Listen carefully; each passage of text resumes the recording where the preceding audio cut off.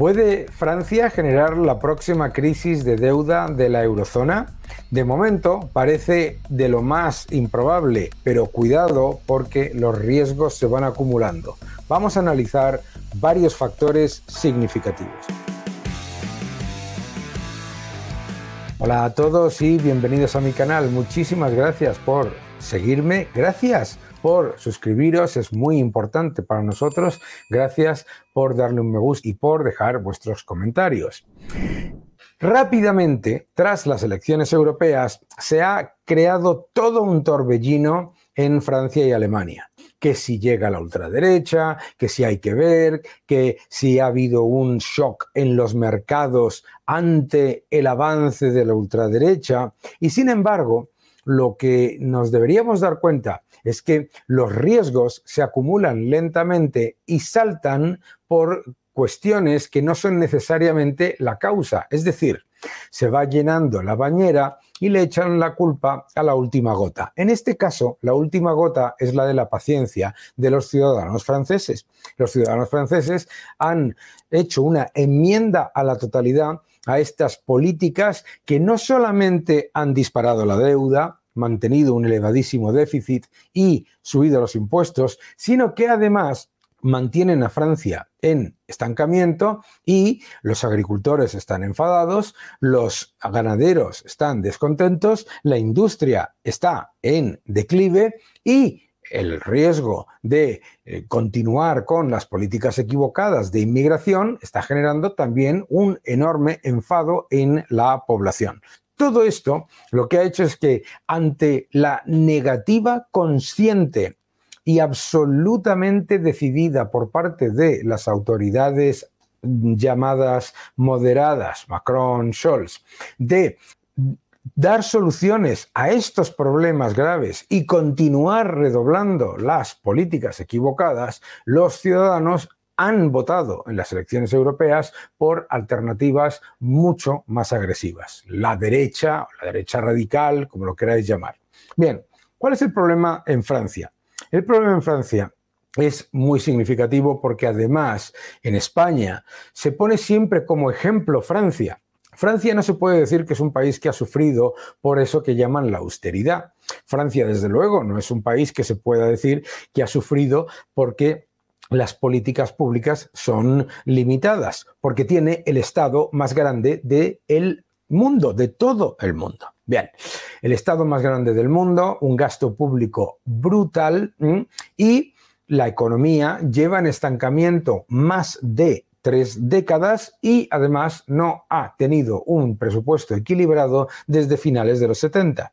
¿Acudiendo a qué? Siempre a lo mismo. El Estado gasta más, entonces se suben los impuestos, pero el déficit continúa siendo elevado, vuelve a subir la deuda, el Estado gasta más, entonces lo que tienen que hacer es subir todavía más los impuestos, etcétera, etcétera, etcétera. En ese periodo, con distintos gobiernos, todos supuestamente moderados, lo que se ha conseguido es el estancamiento secular.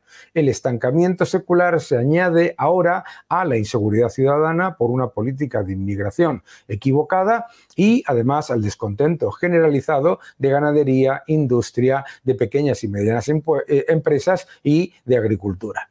Todo ello por unas políticas impuestas desde unos burócratas que encima no solamente no cambian esas políticas ante la evidencia de su fracaso, sino que encima las redoblan, como hemos visto que ha ocurrido en la Unión Europea con la ley de eso que llaman la reconstrucción de la naturaleza. Es increíble porque es una ley profundamente negativa para la agricultura, la ganadería, etcétera, pero además es que destruye lo que finge proteger, es decir, no soluciona los problemas de medio ambiente. Muchos de los ciudadanos escuchan que, claro, es que la gente está en contra de las políticas de cambio climático, pero luego se queja de la sequía. es que las políticas que se están llevando a cabo en la Unión Europea no están solucionando los problemas de sequía y desde luego no solucionan los problemas de medio ambiente, de la ganadería ni de la agricultura, porque no tienen en cuenta a los que más saben de cuidar el medio ambiente, de cuidar la ganadería y de cuidar la agricultura, que son los agricultores y los ganaderos. Bien, ¿qué es lo que pasa en Francia? Vamos a ver. Acompañadme porque los datos son preocupantes, pero son el reflejo de muchas décadas de equivocadas políticas. Vamos allá. Muy bien. Aquí lo que podéis ver es lo que muestra es cómo se ha disparado el coste de financiar la posibilidad de impago en Francia. Fortísima subida del riesgo de impago, ¿de acuerdo? Se ha moderado después un poco, pero continúa muy por encima de los niveles a los que estaba desde diciembre de 2029. De hecho, si lo miramos, ha subido no a los niveles a los que estaba en la época de la pandemia, pero ha subido a niveles muy relevantes y está por encima de los niveles de 2022. El coste de impago. Bien, el coste de asegurar el impago de España también ha subido de manera muy significativa. Luego se ha moderado un poco, pero no podemos olvidar que lo que ocurre es lo mismo que estábamos hablando, es decir, empieza a mantenerse la idea de que no va a pasar nada y de repente, aunque sea una pequeña gota, asusta. Claro, ¿qué es lo que te dice la gente que piensa que no pasa nada? Pues que fíjate qué bien está, esto está todo controlado por el Banco Central Europeo. ¿Y cuál es el problema con el tema del Banco Central Europeo? El problema con el tema del Banco Central Europeo es que la Comisión Europea mantiene una posición con respecto a los países europeos absolutamente de lo que yo llamaría mantener la irresponsabilidad fiscal. Veréis, se va a poner un protocolo de déficit excesivo a 7 países, pero resulta que el nivel de déficit de los países no solamente no se ha reducido, sino que en países como España resulta que lo único que, entre comillas, mantiene el déficit ligeramente por debajo de ese 3% es que hay más inflación. Para que lo entendáis, lo que significa es lo siguiente: el déficit del Estado es elevadísimo a pesar de haber subido los impuestos y además de tener ingresos récord, es decir, gasta mucho más de lo que ingresa, pero el déficit sobre PIB, es decir, déficit dividido por el PIB nominal, pues parece que se mantiene por debajo ligeramente o dentro del rango del 3%. Pero claro, el truco está en el denominador. El Producto Interior Bruto crece un poco, pero lo que eleva el denominador es la inflación. Por lo tanto, ¿qué es lo que pasa? Que los ciudadanos están sufriendo de 3 maneras. La primera, mayores impuestos. La segunda, el déficit es muy superior y por lo tanto eso significa más impuestos, más deuda y más recortes en el futuro. Y 3, porque la ratio de déficit sobre PIB está siendo, digamos, disfrazada por la alta inflación. Entonces resulta que España es un país que ha duplicado su déficit estructural, ¿de acuerdo? Y a la vez te dicen que se mantiene dentro del rango del 3%. Ahora nos vamos a lo que está pasando en Francia y en Francia resulta que con elevadísimos impuestos, un Estado gigante, una enorme cantidad de apoyo público, etcétera, los fondos Next Generation, el déficit se mantiene por encima de ese supuesto límite del 3%. Pero recordemos que el déficit no es la deuda, es el aumento anual de la deuda. Bien, ¿y qué es lo que nos está diciendo esto? Lo que nos está diciendo es que los diferenciales de la deuda, lo que llamamos la prima de riesgo, se están disparando. En el caso de Francia, lo podemos ver claramente. El caso de Francia, aquí lo podéis ver, ¿no? Se ha disparado el riesgo, lo que se llama la prima de riesgo. Bien, ¿qué es lo que ha pasado? En el caso de España, lo mismo. También se ha disparado la prima de riesgo con respecto a Alemania. ¿Qué es lo que ha pasado en el caso de Italia? Lo mismo. también se ha disparado la prima de riesgo con respecto a Alemania. ¿Y qué es lo que nos está diciendo esto? Que la actitud completamente, bueno, pues podríamos decir que es una actitud demasiado laxa con respecto a la irresponsabilidad fiscal de los estados, pues está llevando a que, como muestran estas pantallas de Bloomberg, lo que nos está mostrando es que la posición de estos estados es cada vez peor y que cada vez se está acumulando más nivel de deuda. Claro, las agencias de rating le dan a los países europeos pues un nivel de calificación relativamente aceptable, fundamentalmente porque mientras el Banco Central Europeo apoye y mientras se supone que tienen un proceso de reducción de déficit que después no se cumple, pues genera ese aumento a la vez de los desequilibrios y luego entra la percepción de los operadores de que llega el riesgo. En el caso del gobierno de Macron, aquí lo que vemos es que lo que se había dicho que iba a hacer con respecto al déficit, y esto es cortesía de Bloomberg, luego no lo cumple, ¿de acuerdo? El déficit ha sido peor de lo esperado. Claro, entonces, ¿qué es lo que ocurre en Francia? En Francia lo que ocurre es lo siguiente. Los ciudadanos ven que el gobierno aparentemente moderado no defiende las cosas que les afectan de manera real, la inmigración, las políticas mal llamadas verdes, el destrozo a la industria, el destrozo a las pequeñas y medianas empresas, los altos impuestos. Es decir, las élites están constantemente diciendo que te tienes que aguantar porque esas son las buenas políticas y las políticas moderadas. Y entonces lo que hace es votar por una alternativa mucho más radical. En este caso, Le Pen. En el caso de Le Pen, ¿qué es lo que dice que va a hacer? Lo que dice que va a hacer es bajar los impuestos, pero mantener el gasto. Por lo tanto, la probabilidad de que el déficit aumente y con ello también la deuda es elevada. Claro, ¿cuál es la alternativa a estas dos opciones que se presenta por el lado de la ultraizquierda?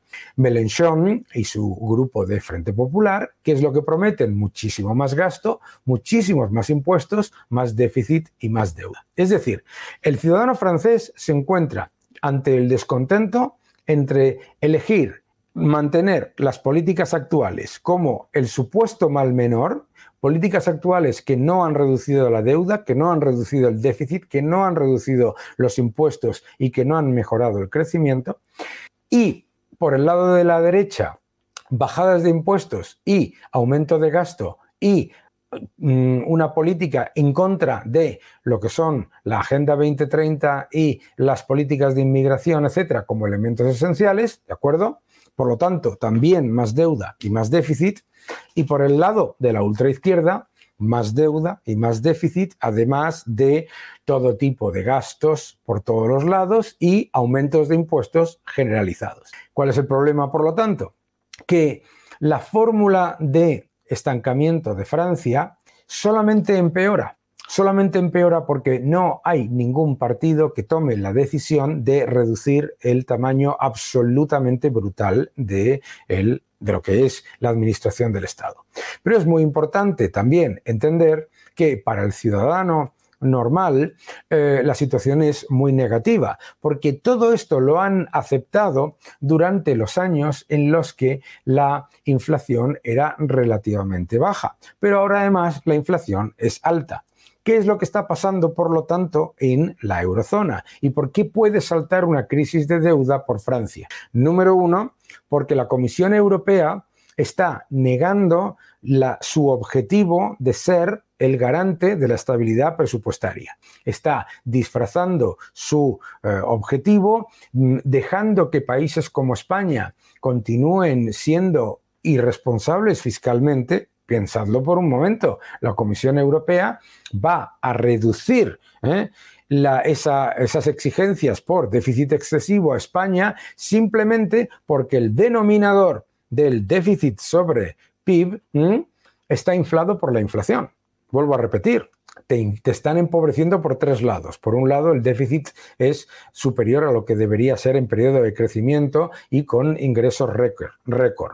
Eso significa más deuda, que significa más impuestos o más recortes o las dos cosas en el futuro. Bien.